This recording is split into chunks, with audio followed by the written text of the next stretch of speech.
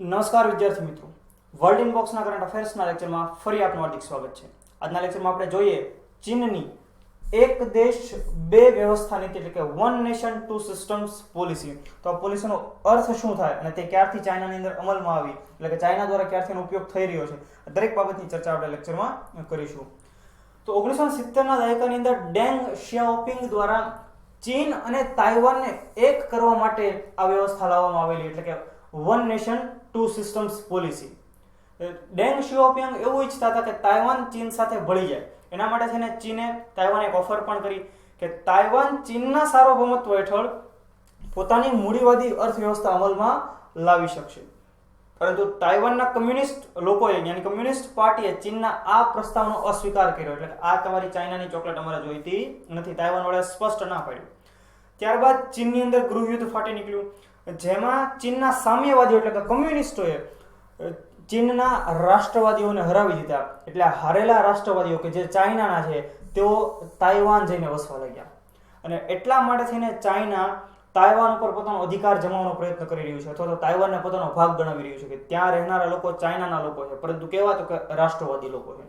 તો આ પોલિસી લાવવા પાછળ જવાબદાર છે ચીન અને તાઇવાનને એક કરવાનો ઉદ્દેશ છે. પરંતુ વર્તમાનમાં જે ડિસ્પ્યુટ એ હોંગકોંગ સાથેનો છે. તો હોંગકોંગ અને મકાઉ કે જે ઓટોનોમસ એક વિશેષ રાજ્યનો દરજ્જો ધરાવે છે, તો એની ઇતિહાસ શું છે, એની હિસ્ટ્રી શું છે? તો કે વર્ષ 1898 બ્રિટિશ સરકાર અને ચીનના રાજવંશ વચ્ચે એક સંધિ થઈ અને આ સંધિ અંતર્ગત ચીને 99 વર્ષ માટે હોંગકોંગ બ્રિટિશ સરકારને સોંપ્યું હતું. હવે 99 વર્ષ માટે હોય તો 1898 થી આપણે 99 વર્ષ જોઈએ તો 1997. ત્યારબાદ મકાઉ, તો મકાઉ પર 16મી સદીના મધ્ય ભાગથી પોર્ટુગીઝોનું શાસન હતું, પરંતુ પોર્ટુગીઝે 1970ના દશકાથી પોતાની સેના ત્યાંથી પરત બોલાવવાની શરૂ કરી દીધી હતી. ત્યારબાદ 1980નો દાયકો આવ્યો. એ સમયે ડેંગ શિયાઓપિંગે હોંગકોંગ અને મકાઉ બંનેને ચીન સાથે જોડવા માટે પ્રયત્ન શરૂ કર્યા અને બ્રિટન અને પોર્ટુગીઝો સાથે વાર્તાલાપ શરૂ કર્યો. ભાઈ હવે તમે તમારી જે આ કોલોની છે અહીંયાથી તમારું શાસન સમાપ્ત કરીને તેને ચીનને સોંપીને તમે જતા રહો, એવું ડેંગ શિયાઓપિંગે વાર્તાલાપની અંદર કહેલું. તો આ પ્રોસેસ આગળ વધી, જે અંતર્ગત ચાઇના બ્રિટિશ સાથે અને પોર્ટુગીઝો સાથે બે અલગ અલગ ઘોષણાપત્ર પર હસ્તાક્ષર કરે છે. પહેલો ઘોષણાપત્ર 19 ડિસેમ્બર 1984 ચીન બ્રિટિશ સંયુક્ત ઘોષણાપત્ર પર હસ્તાક્ષર થાય છે ચીનના પાટનગર બીજિંગ ખાતે. અને આ અંતર્ગત ચીન એ બાબત માટે રાજી થાય છે કે ભાઈ હોંગકોંગને એક અલગ વિશેષ રાજ્યનો દરજ્જો આપવામાં આવશે, અમુક શરતોને આધીન ત્યાં પોતાની વ્યવસ્થા હશે, એ માટે ચીન રાજી થાય છે.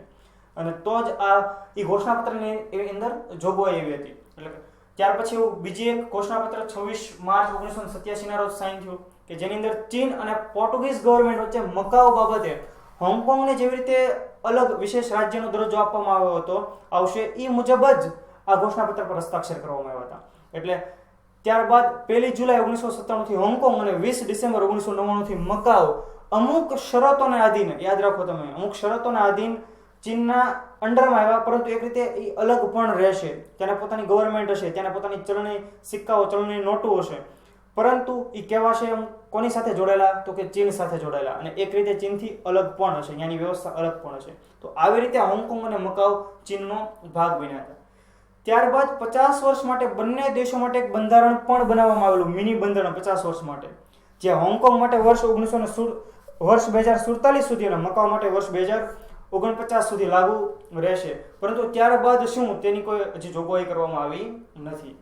તો વર્તમાનની અંદર ડિસ્પ્યુટ ક્યાંથી ઊભો થયો? સૌથી મહત્વની બાબત આપણા માટે જોવી છે. હવે હોંગકોંગ પોતે ઓટોનોમસ છે, એક સ્પેશિયલ સ્ટેટસનો દરજ્જો મળેલો છે, પરંતુ વર્તમાનની અંદર હોંગકોંગ ગવર્મેન્ટે એક પ્રત્યાર્પણ કાયદો લાવ્યા હતા હોંગકોંગની સરકાર, યાની પાર્લામેન્ટની અંદર. હવે આ પ્રત્યાર્પણ કાયદો શું કહે છે કે કોઈ વ્યક્તિ કે જેણે અન્ય દેશમાં ગુનો કર્યો છે ત્યાંથી હોંગકોંગમાં આવી જાય તો આ કાયદા અનુસાર તે દેશને સોંપી દેવામાં આવશે, ભલે હોંગકોંગને એ અન્ય જે તે દેશ સાથે સંધિઓ થયેલી હોય, પ્રત્યાર્પણ સંધિઓ થયેલી હોય કે ન થયેલી હોય. હવે હોંગકોંગ અને ચીન વચ્ચે પ્રત્યાર્પણ સંધિ થઈ નથી, એટલે કે ચીનમાં કોઈ ગુનો કરીને હોંગકોંગમાં જતા રહે તો જો આ કાયદો પસાર થઈ જાય તો હોંગકોંગ વાળા પણ એ વ્યક્તિને, એ ગુનેગારને ચીનને સોંપી દેશે. હવે જેવો આ કાનૂન લાવવાની આ કાનૂન પારિત થવાની વાતો થઈ, તેની પાર્લામેન્ટમાં લાવવામાં આવ્યું, એટલે હોંગકોંગના નાગરિકોએ વિરોધ કર્યો. ભાઈ આ તો હોંગકોંગની જે સ્વાયત્તતા છે, જેનું ઓટોનોમસ છે, તેના ઉપર ખતરો છે અને આ કાનૂન લાવવામાં આવે નહીં. તો આ આંદોલનને કારણે કાનૂન પડતો મૂકવામાં આવ્યો.